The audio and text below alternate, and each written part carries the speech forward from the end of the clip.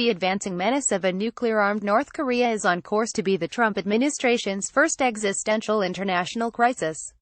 Where is the plan, Mr. President? The tensions between the United States and North Korea grew more ominous and urgent last week.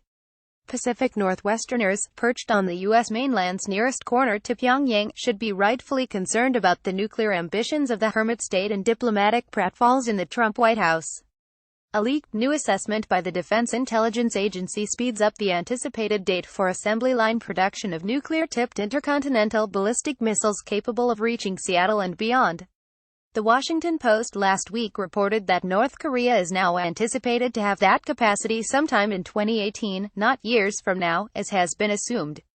As if that's not enough to induce midnight sweats, one of the regime's last major technical barriers to a war games scenario is the capacity for long-range North Korean missiles to survive atmospheric re-entry.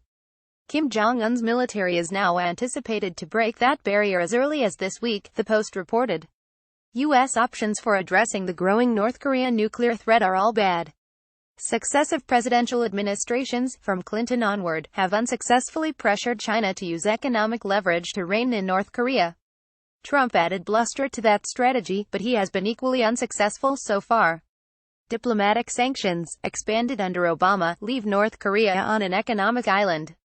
Yet Pyongyang has undergone such a building boom that it has been dubbed Pyonghatan, with 18 towers at least 48 stories tall built in 2012 and a grand, new apartment complex nearly every year since Kim Jong-un assumed power, according to the North Korea watch blog 38north.org.